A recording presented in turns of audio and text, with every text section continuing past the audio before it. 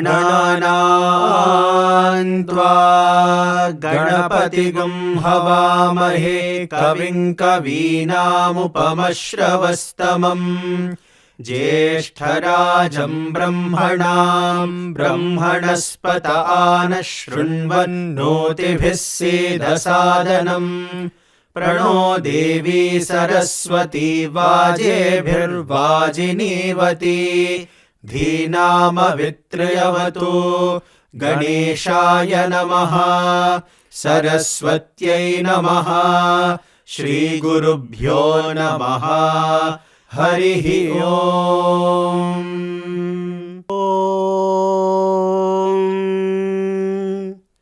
तच्छय्योरावृणीमहे ॐ तच्छय्योरावृणीमहे ॐ तच्छय्योरावृणीमहे गातुं यज्ञाय गातुं यज्ञाय गातुं यज्ञाय गातुं यज्ञपतये गातुं यज्ञपतये गातुं यज्ञपतये दैवी स्वस्तिरस्तु नः दैवी स्वस्तिरस्तु नः दैवी स्वस्तिरस्तु नः स्वस्तिर्मानुषेभ्यः स्वस्तिर्मानुषेभ्यः स्वस्तिर्मानुषेभ्यः ऊर्ध्वं जिगातु भेषजम् ऊर्ध्वं जिगातु भेषजम् ऊर्ध्वं जिगातु भेषजम् शन्नो अस्तु द्विपदे शन्नो अस्तु द्विपदे शन्नो अस्तु द्विपदे शञ्चतुष्पदे शञ्चतुष्पदे शञ्चतुष्पदे ॐ शान्तिः शान्तिः शान्तिः ॐ शान्तिः शान्तिः शान्तिः ॐ तच्छय्योरावृणीमहे गातुं यज्ञाय गातुं यज्ञपतये दैवी स्वस्तिरस्तु नः स्वस्तिर्मानुषेभ्यः ऊर्ध्वं जिगातु भेषजम् शन्नो अस्तु द्विपदे शञ्चतुष्पदे ॐ शान्तिः शान्तिः शान्तिः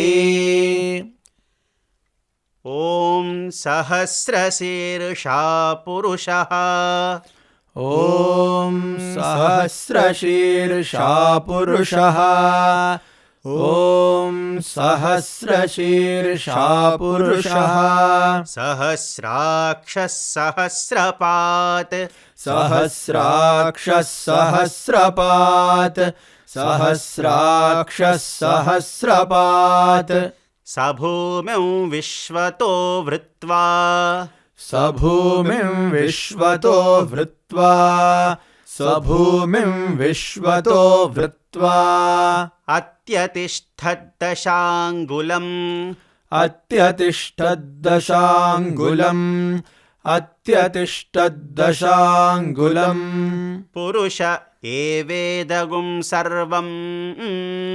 पुरुष एवेदगुं सर्वम् पुरुष एवेदगुं सर्वम् यद्भूतं यच्च भव्यम् यद्भूतं यच्च भव्यम् यद्भूतं यच्च भव्यम् उतामृतत्वस्येषानः उतामृतत्वस्येषानः उतामृतत्वस्येषानः यदन्नेनातिरोहति यदन्नेनातिरोहति यदन्नेनातिरोहति एतावानस्य महिमा एतावानस्य महिमा एतावानस्य महिमा अतोऽज्यायागश्च पूरुषः अतोऽज्यायागश्च पूरुषः अतोऽज्यायागश्च पूरुषः ఇప్పుడు మనం ఈ మొత్తం పారాగ్రాఫ్ని కలిపి ఒక్కసారి చెప్పుకుందాం. ఓం सहस्रशीर्षा पुरुषः सहस्राक्षः सहस्रपात् स भूमिं विश्वतो भृत्वा अत्यतिष्ठद्दशाङ्गुलम् पुरुष एवेदगुं सर्वम् यद्भूतं यच्च भव्यम् उतामृतत्वस्येषानः यदन्नेनातिरोहति एतावानस्य महिमा अतोऽज्यायागश्च पूरुषः पादोऽस्य विश्वाभूतानि पादोऽस्य विश्वाभूतानि पादोऽस्य विश्वाभूतानि त्रिपादस्यामृतं दिवि त्रिपादस्यामृतं दिवि त्रिपादस्यामृतं दिवि त्रिपादूर्ध्व उदैत्पुरुषः त्रिपादूर्ध्व उदैत्पुरुषः त्रिपादूर्ध्व उदैत्पुरुषः पादोऽस्येहा भवात् पुनः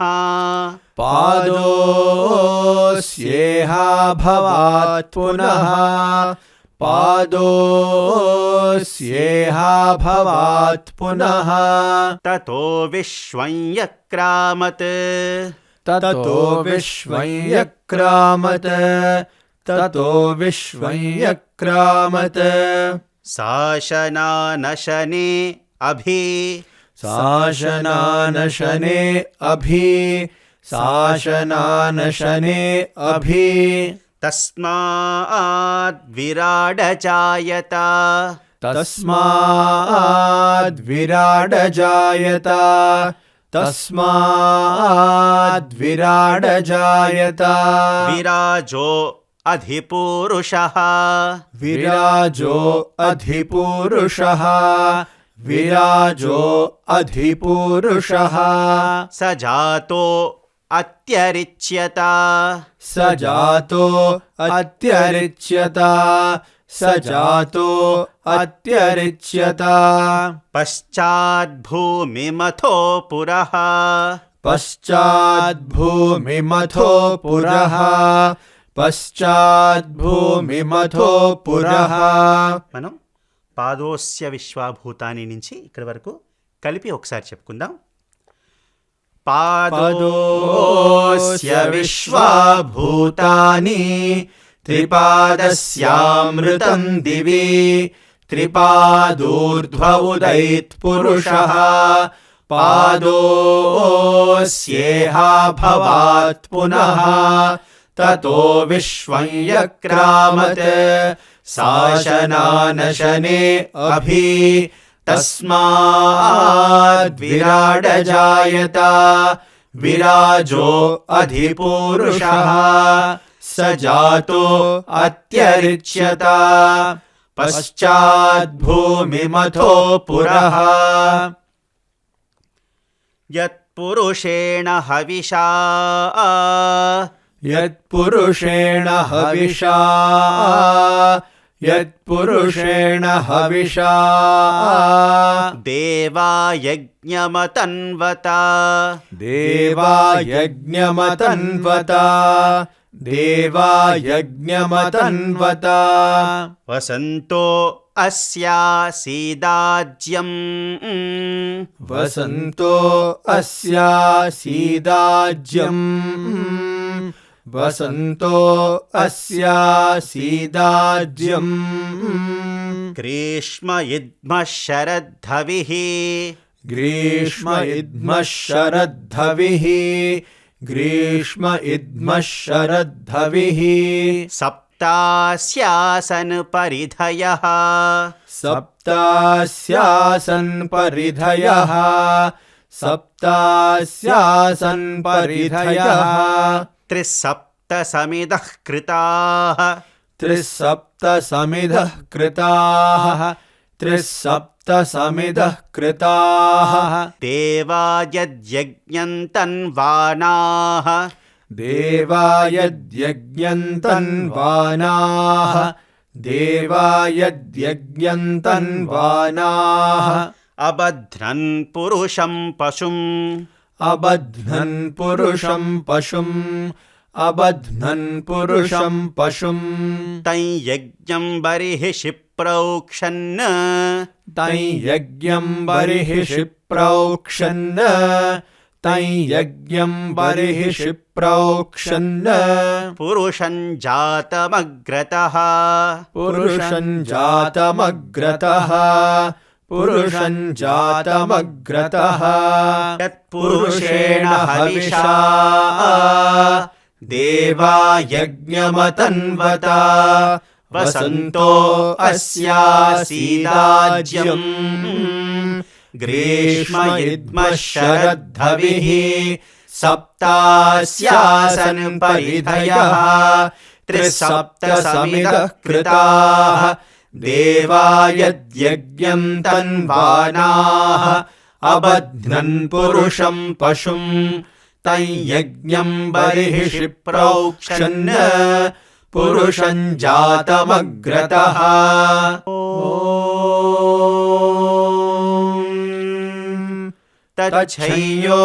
तच्छयोरावृणीमहे गातुं यज्ञाय गातुं यज्ञपतये दैवी स्वस्तिरस्तु नः स्वस्तिर्मानुषेभ्यः ऊर्ध्वं जिगातु भेषजम् शन्नो अस्तु द्विपदे शञ्चतुष्पदे ॐ शान्ति शान्ति शान्तिः ॐ सहस्रशीर्षा पुरुषः सहस्राक्षः सहस्रपात् स भूमिं विश्वतो वृत्वा अत्यतिष्ठद्दशाङ्गुलम् पुरुष एवेदगुं सर्वम् यद्भूतं यच्च भव्यम् उतामृतत्वस्येषानः यदन्नेनातिरोहति एतावानस्य महिमा अतोऽज्यायाकृश्च पूरुषः पादोऽस्य विश्वाभूतानि त्रिपादस्यामृतं दिवि त्रिपादूर्ध्व उदैत्पुरुषः पादोऽस्येहाभवात् पुनः ततो विश्वं व्यक्रामत् शासनानशने अभि तस्माद्विराडजायत विराजो अधिपूरुषः स जातो अत्यरिच्यत पश्चाद्भूमिमथो पुरः यत्पुरुषेण हविषा देवा यज्ञमतन्वता वसन्तो अस्यासीदाज्यम् ग्रीष्म इद्मः शरद्धविः सप्तास्यासन् परिधयः त्रिसप्तसमिदः कृताः देवा यद्यज्ञं तन्वानाः अबध्नन् पुरुषं पशुम् तं यज्ञं बर्हिषि प्रोक्षन् पुरुषं जातमग्रतः तेन देवा अयजन्त तेन देवा अयजन्त तेन देवा अयजन्त साध्या ऋषयश्च ये साध्या ऋषयश्च ये तस्मात् यज्ञात् सर्वहुतः तस्मात्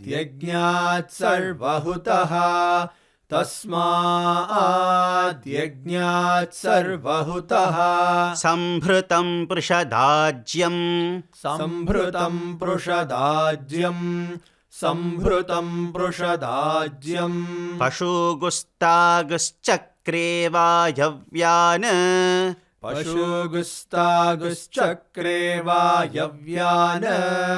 पशुगुस्तागुश्चक्रे वायव्यान् आरण्यान् ग्राम्याश्च ये आरण्यान् ग्राम्याश्च ये तस्मात् यज्ञात्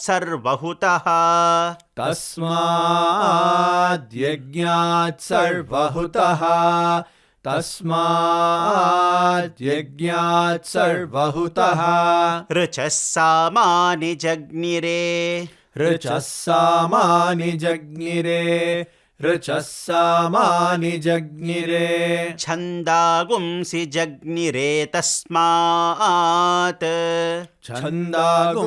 जज्ञिरे तस्मात्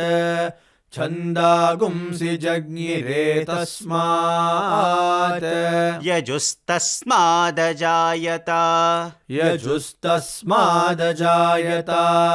यजुस्तस्मादजायत तेन देवा अयजन्त साध्या ऋषयश्च ये तस्मात् यज्ञात् सर्वहुतः संभृतं पृषदाज्यं पशुगुस्तागुश्चक्रे वायव्यान् आरण्यान् ग्राम्याश्च ये तस्मात् यज्ञात् सर्वहुतः ऋचः सामानि जज्ञिरे छन्दागुंसि जज्ञिरे तस्मात् यजुस्तस्मादजायत तस्मादश्वा अजायन्त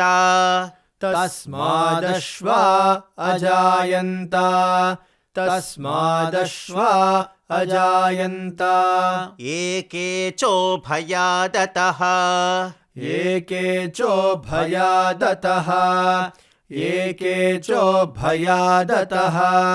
गावो हजज्ञिरे तस्मात्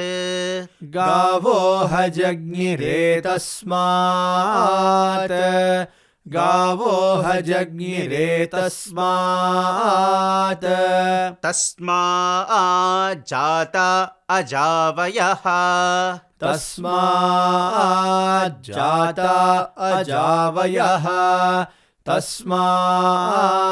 जाता अजावयः यत्पुरुषं व्यदधुः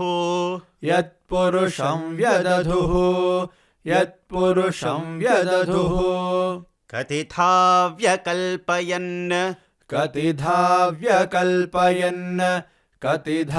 व्यकल्पयन्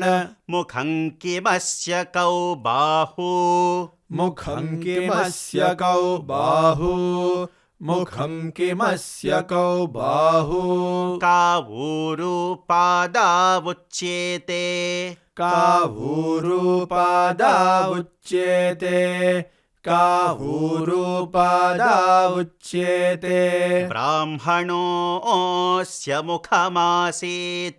ब्राह्मणोऽस्य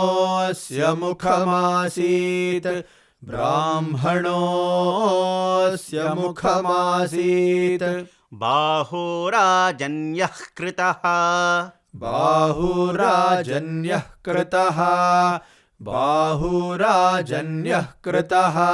स्मादश्वा अजायन्त एके चोभयादतः गावो हजज्ञिरे तस्मात् तस्माज्जाता अजावयः यत्पुरुषं व्यदधुः कतिधा व्यकल्पयन् मुखं किमस्य कौ बाहू कावूरूपादावुच्येते ब्राह्मणोऽस्य मुखमासीत् बाहुराजन्यः कृतः ऊरू तदस्य यद्वैश्यः ऊरू तदस्य यद्वैश्यः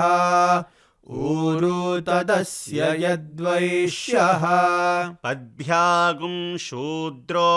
अजायत पद्भ्यागुं शूद्रो अजायत पद्भ्यागुं शूद्रो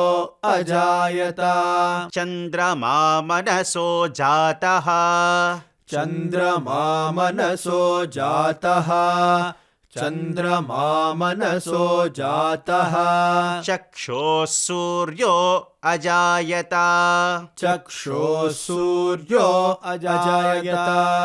चक्षुः सूर्यो अजायत मुखादिन्द्रश्चाग्निश्च मुखादिन्द्रश्चाग्निश्च मुखादिन्द्रश्चाग्निश्च प्राणाद्वायुरजायत प्राणाद्वायुरजायत प्राणाद्वायुरजायत नाभ्या आसीदन्तरिक्षम् नाभ्या आसीदन्तरिक्षम् नाभ्या आसीदन्तरिक्षम् शीर्ष्णोद्यौ समवर्तत शीर्ष्णोद्यौ समवर्तत शीर्ष्णोद्यौ समवर्तत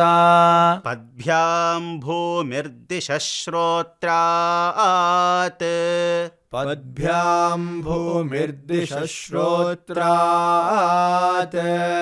पद्भ्यां भूमिर्दिशश्रोत्रात् तथा लोकागुम् अकल्पयन् तथा लोकागुम् अकल्पयन् तथा लोकागुम् अकल्पयन् ఊరు తదస్య యద్వైశ్యః. అక్కడి నుంచి ఇక్కడ వరకు మనం కలిపి ఒకసారి చెప్పుకుందాం. ఊరు తదస్య యద్వైశ్యః పద్భ్యాగుం శూద్రో అజాయత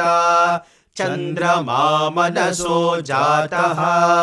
చక్షుః సూర్యో అజాయత ముఖాదింద్రశ్చాగ్నిశ్చ प्राणाद्वायुरजायत नाभ्या आसीदन्तरिक्षम् शीर्ष्णोद्यौ समवर्तत पद्भ्यां भूमिर्दिशश्रोत्रात्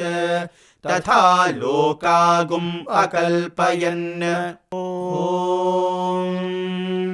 तेन देवा अयजन्त साध्यार्षयश्च ये तस्माद्यज्ञात् सर्वहुतः संहृतं वृषदाज्यं पशुगुस्तागुश्चक्रे वायव्यान् आरण्यान् ग्राम्याश्च ये तस्माद्यज्ञात् सर्वहुतः ऋचः सामानि जज्ञिरे छन्दागुंसि जज्ञिरे तस्मात् यजुस्तस्मादजायत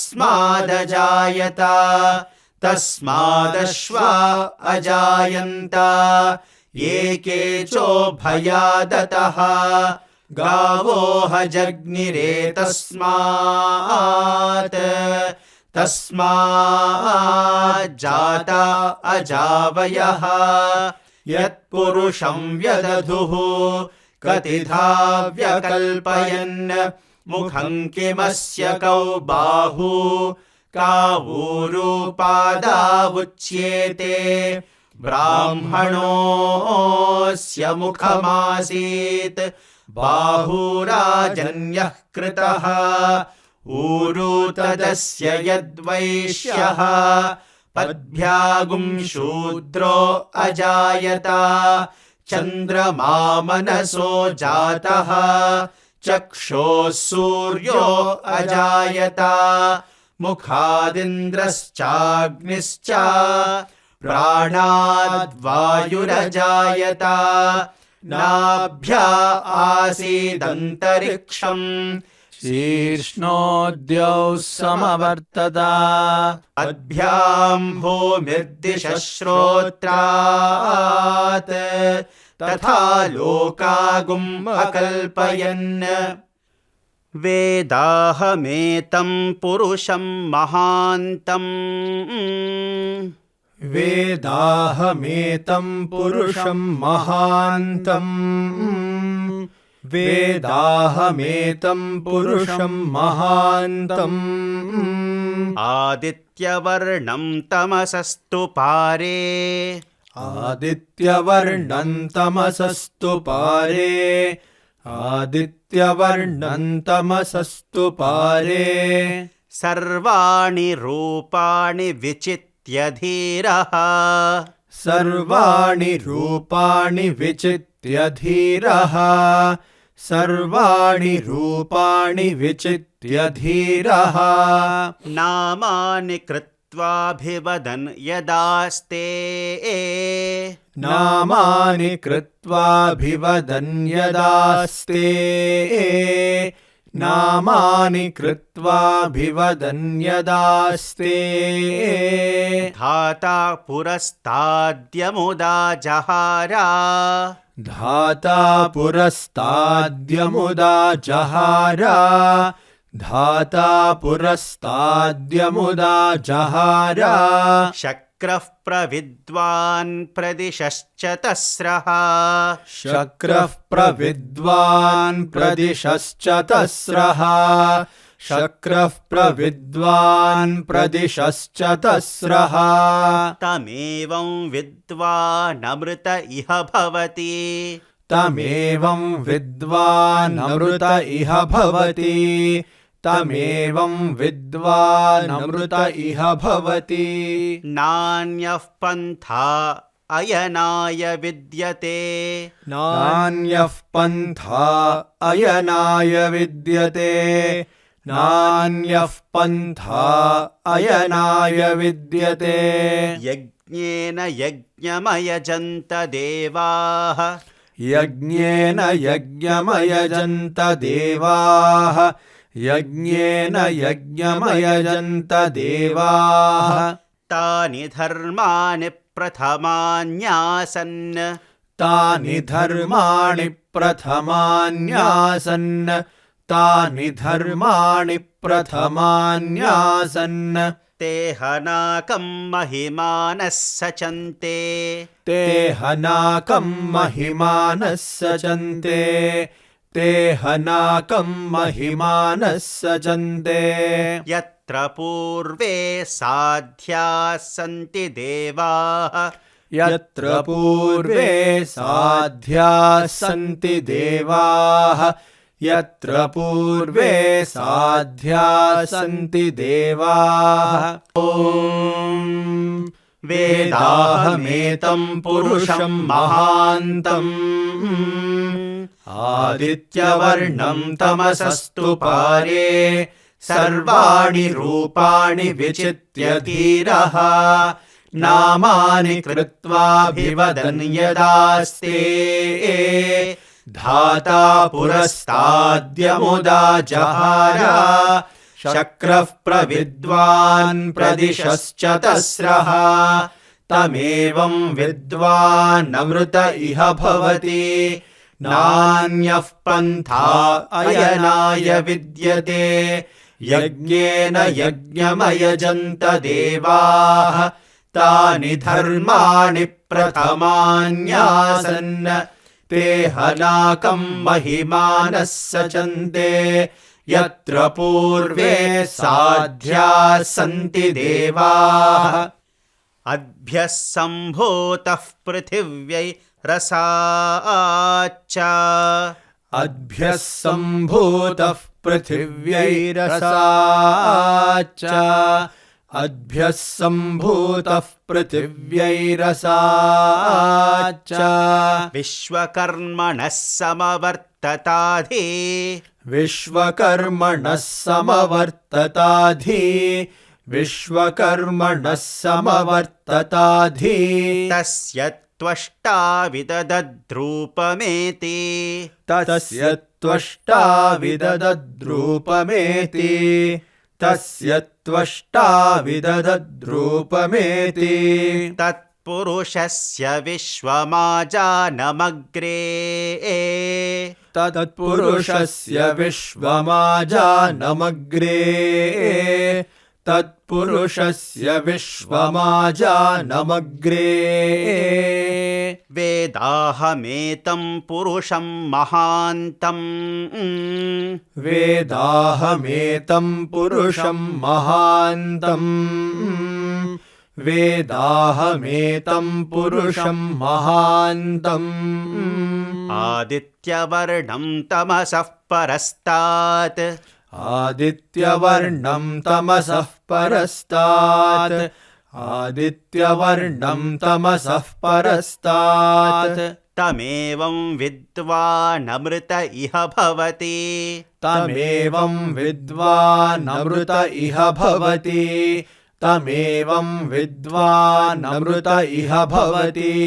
नान्यः पन्था विद्यते यनाय नान्यः पन्था विद्यते यनाय नान्यः पन्था विद्यते यनाय प्रजापतिश्चरति गर्भे अन्तः प्रजापतिश्चरति गर्भे अन्तः प्रजापतिश्चरति गर्भे अन्तः अजायमानो बहुधा विजायते अजायमानो बहुधा विजायते अजायमानो बहुधा विजायते మనం అభ్యః సంభూత అక్కడి నుంచి ఇక్కడ వరకు మనం చెప్పుకుందాం ఒకసారి అభ్యః సంభూతః పృథివ్యైరసాచ విశ్వకర్మణः సమవర్తతాధి తస్య త్వష్టా విదదద్రూపమేతి तत्पुरुषस्य विश्वमाजानमग्रे वेदाहमेतं पुरुषं महान्तम् आदित्यवर्णं तमसः परस्तात् तमेवं विद्वानमृत इह भवति नान्यः पन्था विद्यते यनाय प्रजापतिश्चरति गर्भे अन्तः अजायमानो बहुधा विजायते तस्य धीराः परिजानन्ति योनिम् तस्य धीराः परिजानन्ति योनिम् तस्य धीराः परिजानन्ति योनिम् मरीचीनां पदमिच्छन्ति वेधसः मरीचीनां पदमिच्छन्ति वेधसः मरीचीनां पदमिच्छन्ति वेधसः यो देवेभ्य आतपति यो देवेभ्य आतपति यो देवेभ्य आतपति यो देवानां पुरोहितः यो देवानां पुरोहितः यो देवानां पुरोहितः पूर्वो यो देवेभ्यो जातः पूर्वो यो देवेभ्यो जातः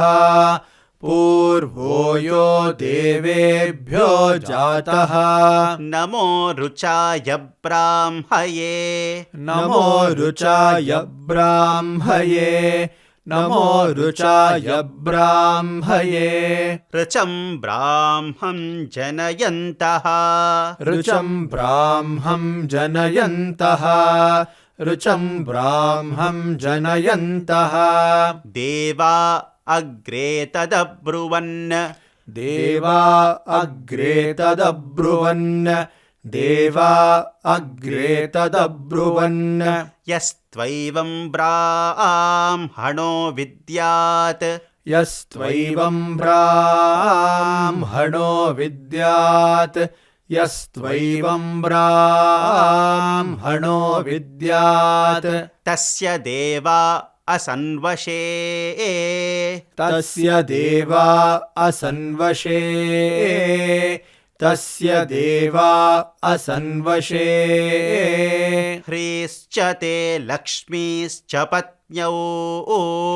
ह्रीश्च ते लक्ष्मीश्च पत्न्यौ ह्रीश्च ते लक्ष्मीश्च पत्न्यौ अहोरात्रे पार्श्वे अहोरात्रे पार्श्वे अहोरात्रे पार्श्वे नक्षत्राणि रूपम् नक्षत्राणि रूपम् नक्षत्राणि रूपम् अश्विनौ व्यात्तम् अश्विनौ व्यात्तम् अश्विनौ व्यात्तम् इष्टं मनिषाना इष्टं मनिषाणा इष्टं मनिषाणा अमुं मनिषाना अमुं मनिषाणा अमुं मनिषाणा सर्वं मनिषाना सर्वं मनिषाणा सर्वं मनिषाणा మనం తస్య ధీరాః పరిజానంతి యోనిం అక్కడి నుండి ఇక్కడి వరకు కలిపి ఒకసారి చెప్పుకుందాం. తస్య ధీరాః పరిజానంతి యోనిం मरीचीनां पदमिच्छन्ति वेधसः यो देवेभ्य आतपति यो देवानां पुरोहितः पूर्वो यो देवेभ्यो जातः नमो रुचाय ब्राह्मये रुचं ब्राह्मं जनयन्तः देवा अग्रे तदब्रुवन् यस्त्वैवं ब्राह्मणो विद्यात् तस्य देवा असन्वशे ह्रीश्च ते लक्ष्मीश्च पत्न्यौ अहोरात्रे पार्श्वे नक्षत्राणि रूपम् अश्विनौ व्यात्तम् इष्टं मनिषाणा अमुं मनिषाणा सर्वं मनिषाणा वेदाहमेतं पुरुषं महान्तम् आदित्यवर्णं तमसस्तु पारे सर्वाणि रूपाणि विचित्य धीरः नामानि कृत्वाभिवदन् यदास्ते धाता पुरस्ताद्यमुदा जहार शक्रः प्रविद्वान् प्रदिशश्च तस्रः तमेवं विद्वान् अमृत इह भवति नान्यः पन्था अयनाय विद्यते यज्ञेन यज्ञमयजन्त देवाः तानि धर्माणि प्रथमान्यासन् ते हनाकं महिमानः सचन्ते यत्र पूर्वे साध्याः सन्ति देवाः अद्भ्यः सम्भूतः पृथिव्यैरसाच्च विश्वकर्मणः समवर्तताधि तस्य त्वष्टा विदधद्रूपमेति तत्पुरुषस्य विश्वमाजानमग्रे वेदाहमेतं पुरुषं महान्तम् आदित्यवर्णं तमसः परस्तात् तमेवं विद्वान् अमृत इह भवति नान्यः पन्था विद्यते यनाय प्रजापतिश्चरति गर्भे अन्तः अजायमानो बहुधा विजायते तस्य धीराः परिजानन्ति योनिम् मरीचीनां पदमिच्छन्ति वेधसः यो देवेभ्य आतपति यो देवानां पुरोहितः पूर्वो यो देवेभ्यो जातः नमो रुचाय ब्राह्मये रुचं ब्राह्मं जनयन्तः देवा अग्रे तदब्रुवन् यस्त्वैवं ब्राह्मणो विद्यात् तस्य देवा असन्वशे ह्रीश्च ते लक्ष्मीश्च पत्न्यौ अहोरात्रे पार्श्वे नक्षत्राणि रूपम् अश्विनौ व्यात्तम् इष्टं मनिषाणा अमुं मनिषाणा सर्वं मनिषाणा ॐ तच्छयोरावृणीमहे गातुं यज्ञाय गातुं यज्ञपतये दैवी स्वस्तिरस्तु नः स्वस्तिर्मानुषेभ्यः ऊर्ध्वं जिगातु भेषजम् शन्नो अस्तु द्विपदे शञ्चतुष्पदे सहस्रशीर्षा पुरुषः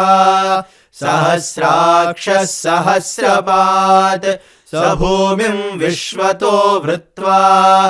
अत्यतिष्ठद्दशाङ्गुलम् पुरुष एवेदगुं सर्वम् यद्भूतं यच्च भव्यम् उतामृतत्वस्येषानः यदन्नेनातिरोहति एतावानस्य महिमा अथोज्यायागश्च पूरुषः पादोऽस्य विश्वा भूतानि त्रिपादस्यामृतं दिवि त्रिपादोर्ध्व उदयित्पुरुषः पादोऽस्येहाभवात् पुनः ततो विश्वं व्यक्रामत् शासनानशने अभि तस्माद्विराड जायत विराजो अधिपूरुषः स जातो अत्यरिच्यत पश्चाद्भूमिमथो पुरः यत्पुरुषेण हविषा देवा यज्ञमतन्वत वसन्तो अस्यासीदाज्यम् ग्रीष्म इद्मः शरद्धविः सप्तास्यासन् परिधयः त्रिसप्तसमिधः कृताः देवा यद्यज्ञं तन्वानाः अबध्रन् पुरुषं पशुं तं यज्ञं बर्हिषि प्रोक्षन् पुरुषं जातमग्रतः तेन देवा अयजन्त साध्या ऋषयश्च ये तस्माद्यज्ञात् सर्वहुतः संहृतं पृषदाज्यम् पशुगुस्तागुश्चक्रे वायव्यान् आरण्यान् ग्राम्याश्च ये तस्माद्यज्ञात् सर्वहुतः ऋचः सामानि जज्ञिरे छन्दागुंसि जज्ञिरे तस्मात् यजुस्तस्मादजायत तस्मादश्वा अजायन्त एके चोभयादतः गावो हजज्ञिरे तस्मात् तस्माज्जाता अजावयः यत्पुरुषं व्यदधुः कदिधा व्यकल्पयन् मुखं किमस्य कौ बाहु कावूरूपादावुच्येते ब्राह्मणोऽस्य मुखमासीत् बाहुराजन्यः कृतः ऊरू तदस्य यद्वैश्यः पद्भ्यागुं शूद्रो अजायत चन्द्रमा मनसो जातः चक्षोः सूर्यो अजायत मुखादिन्द्रश्चाग्निश्च प्राणाद्वायुरजायत नाभ्या आसीदन्तरिक्षम् शीर्ष्णोद्यौ समवर्तत पद्भ्याम् भूमिर्दिशः श्रोत्रात्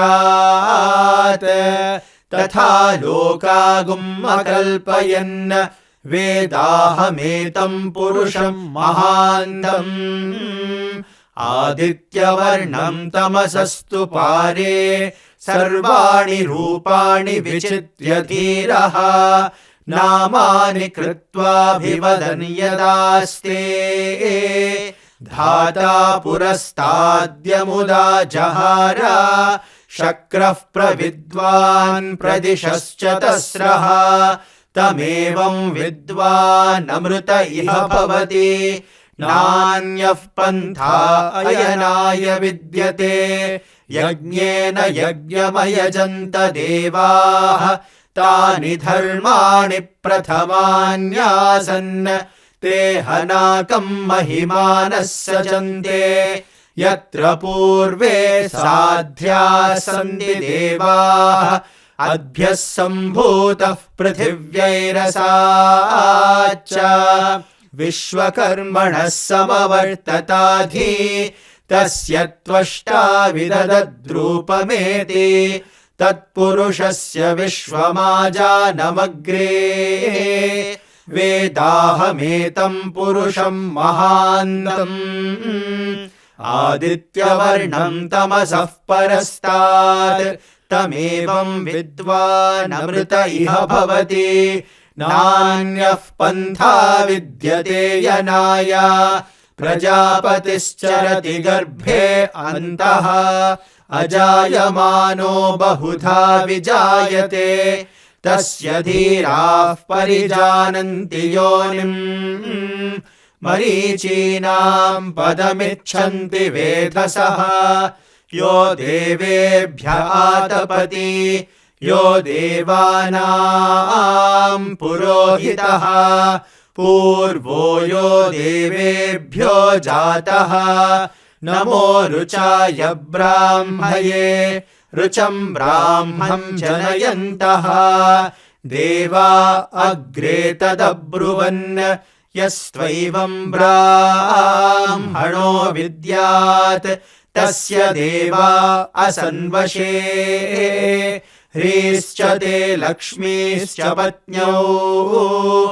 अहोरात्रे पार्श्वे नक्षत्राणि रूपम् अश्विनौ व्यात्तम् इष्टम् मनिषाणा अमुम् मनिषाणा सर्वम् मनिषाणा तच्छय्योरावृणीमहे गातुं यज्ञाय गातुं यज्ञपतये दैवी स्वस्तिरस्तु नः स्वस्तिर्मानुषेभ्यः ऊर्ध्वम् जिगातु भेषजम् शन्नो अस्तु द्विपदे शञ्चतुष्पदे ॐ शान्ति शान्ति शान्तिः।